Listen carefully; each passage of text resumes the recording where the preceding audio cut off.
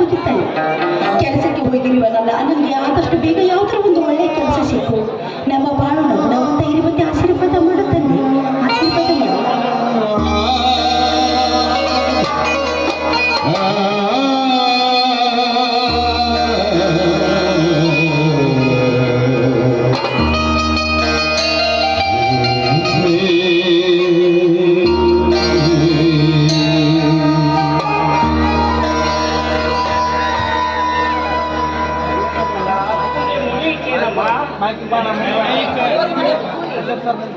ಅಣ್ಣ, ಪೂಜೆ ಮಾಡಿದ್ದಾಯ್ತು, ಬಾನ ಪ್ರಸಾದ ತೆಗೆದುಕೋ.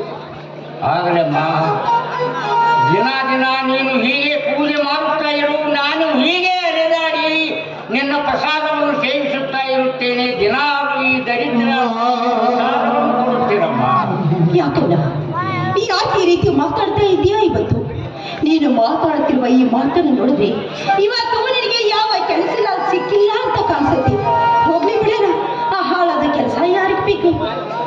ಹಾಗೆಂದರೆ ಹೇಗಮ್ಮ? ಬೆಳೆದು ದೊಡ್ಡವಳಾಗಿ ತಂಗಿಯನ್ನು ಮನೆಯಲ್ಲಿಟ್ಟುಕೊಂಡು ಯಾವುದಾದರೂ ಒಂದು ಮದುವೆಯನ್ನು ಮಾಡಿಕೊಡದ ಹೀನ ಅನ್ನನೆಂದು ನನ್ನ ಸಮಾಜಕ್ಕೆ ಗುರಿಯಾಗಬೇಕೆ? ಆಗಲಮ್ಮ, ನಿನ್ನ ಮದುವೆಗೋಸ್ಕರ ಹಣ ಸಂಗ್ರಹಿಸುವುದಕ್ಕಾಗಿ ಯಾವುದಾದರೂ ಒಂದು ಕೆಲಸವನ್ನು ಹುಡುಕಿಕೊಂಡು. ಅಣ್ಣ, ನನ್ನ ಮದುವೆ ವಿಷಯದ ಬಗ್ಗೆ ಯಾಕನ್ನ ಈ ರೀತಿ ಚಿಂತೆ ಮಾಡ್ತೀನಿ? ನನಗೇನು ಈಗ ಮಹಾ ವಯಸ್ಸಾಗಿದೆ ಅಂತ ತಿಳಿದುಕೊಂಡು ಈ ರೀತಿ ಮಾತಾಡ್ತಾ ಇದೀಯ ನಾನೇನು? ಅಣ್ಣ, ನನ್ನ ದೈವದಲ್ಲಿ ಮದುವೆಯ ಭಾಗ್ಯ ಆಗ್ಲೇಬೇಕು ಅಂತ ಬಂದಿದ್ದೆ. ಖಂಡಿತವಾಗ್ಲೂ ಹಾಗೆ ಆಗುತ್ತಲ್ಲ, ಚಿಂತೆ. ಬೆಳೆದು ದೊಡ್ಡವಳಾದ ತಂಗಿಯನ್ನು ಮನೆಯಲ್ಲಿಟ್ಟುಕೊಂಡು ಅವಳು ಪ್ರಾಪ್ತ ವಯಸ್ಸಿಗೆ ಬಂದಾಗ ಅವಳಿಗೆ ಮದುವೆಯನ್ನು ಮಾಡಿಕೊಡದಿದ್ದರೆ ಈ ಹಾಳು ಸಮಾಜದ ಅಪವಾಕ್ಯ ನಿಂದೆಗಳಿಗೆ ಗುರಿಯಾಗಬೇಕಾಗುತ್ತದೆ ಅಮ್ಮ. ನಾನು ಗುರಿಯಾಗಬೇಕಾಗುತ್ತದೆ. ಹಾಗಾದ್ರೆ ನಾನಾದ್ರೂ ಏನ್ ಮಾಡ್ಬೇಕಣ್ಣ? ನಾನಾದ್ರೂ ಏನ್ ಮಾಡ್ಬೇಕು?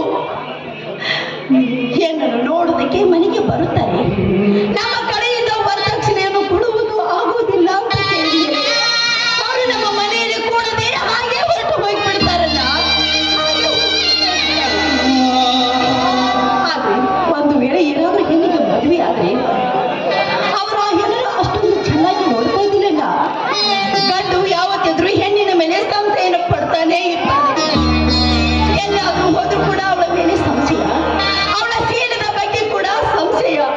ಕುಂತರ ತಪ್ಪು ನಿಂತರ ತಪ್ಪು ಅಂತ ತಿಳಿದುಕೊಂಡು ಬಾಯಿಗೆ ಬಂದಾಗೆ ಬೈತಾನೆ ಇರ್ತಾರಲ್ಲ, ಬೈತಾನೆ ಇರ್ತಾನೆ. ಅಲ್ಲ, ಈ ಹೆಣ್ಣಿಗೆ ಯಾವತ್ತಾದ್ರೂ ಒಂದು ದಿನವಾದ್ರೂ ಸ್ವಾತಂತ್ರ್ಯ ಅನ್ನೋದು ಏನಾದ್ರೂ ಇದೆ ನನ್ನ? ಸ್ವಾತಂತ್ರ್ಯ ಅನ್ನೋದೇನಾದ್ರೂ ಇದೆ? ಅದು ಅಲ್ಲದೆ ಅವಳು ಒಂದು ಹೆಣ್ಣು, ಅವಳಿಗೂ ಮನಸ್ಸಿದೆ, ಅವಳಿಗೂ ಭಾವನೆಗಳಿವೆ ಅಂತ ಯಾರಾದ್ರೂ ಅರ್ಥ ಮಾಡ್ಕೊಳ್ತಾರೆ ನನ್ನ? ಅರ್ಥ ಮಾಡ್ಕೊಳ್ತಾರೆ ನನ್ನ? ಹೇಳಿದರೂ ಸಹಿತ ಒಪ್ಪುವುದಿಲ್ಲವಮ್ಮ. ಈ ಹಾಳು ಸಮಾಜ ಒಪ್ಪುವುದಿಲ್ಲ. ಅದಕ್ಕಾಗಿ ಈ ವರ್ಷ ಈ ಇಷ್ಟು ಮನೆಯನ್ನಾದರೂ ಮಾಡಿ ನಿನ್ನ ಮದುವೆ ಮಾಡುತ್ತೀನಮ್ಮ. ನೀನು ಸುಖವಾಗಿರಬೇಕೆಂದು ಒಂದೇ ಒಂದು ದೊಡ್ಡ ಆಸೆ ಅಲ್ಲ, ಈ ನಿನ್ನ ತಂಗಿಯನ್ನು ಅಷ್ಟೊಂದು ಬುದ್ಧಿಗೇಡಿ ಅಂತ ತಿಳಿದುಕೊಂಡು ಬಿಟ್ಟಿದ್ದೀನಲ್ಲ ನೀನು? ಅಣ್ಣ ನೋಡು, ಅಣ್ಣ ತಂಗಿಯವರು ಇಬ್ಬರು ಚೆನ್ನಾಗಿರ್ಲಿ ಅಂತ ಹಿರಿಯರು ನಮಗೋಸ್ಕರವಾಗಿ ಈ ಮನೆಯನ್ನೇ ಬಿಟ್ಟು ಹೋಗಿದ್ದಾರೆ. ಅಂದ್ಮೇಲೆ ಇದ್ದ ಒಂದು ಮನೆಯನ್ನು ಮಾರಿ ನನ್ನ ಮದುವೆಯನ್ನು ಮಾಡಿ ಆಮೇಲೆ ಈ ರೀತಿ ಮದುವೆ ಮಾಡಿಕೊಂಡು ನಾನು ಮನೆ ಬಿಟ್ಟು ಹೋಗಿ ಬೀದಿ ಪಾಲು ಮಾಡಲಿ ನನ್ನ.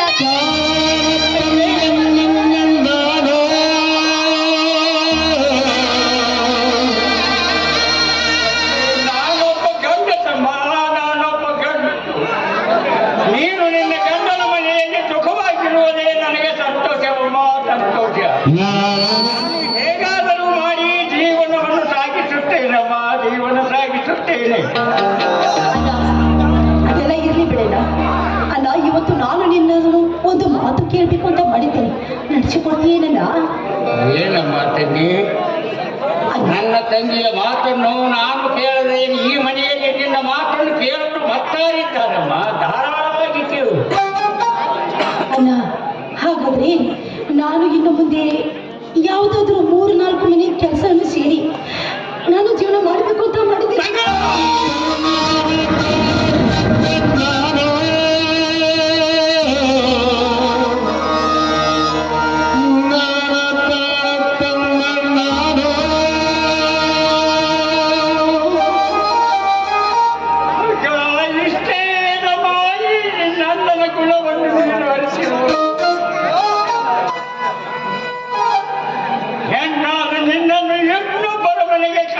ಕೆಲಸಕ್ಕೆ ಕಳಿಸುವಷ್ಟು ಕಠೋರವಾದ ಮನಸ್ಸು ನನ್ನ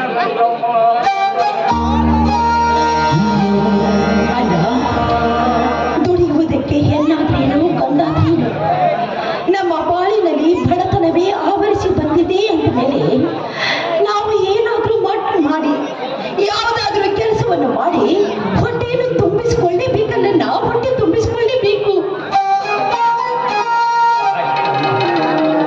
ನೀನು ಹೇಳಿದ ಮೇಲೆ ನಾನೇ ನಿನ್ನ ಮನಸ್ಸಿಗೆ ತಿಳಿದಂತೆ ಮಾಡಿಕೊಳ್ಳಮ್ಮ. ಹಿರಿಯನಾಗಿ ನಾನು ನನಗೆ ತಿಳಿದಷ್ಟು ಹೇಳಿ ಇನ್ನು ಮೇಲೆ ನಾನು ನಿನಗೆ ಹೆಚ್ಚಿಗೆ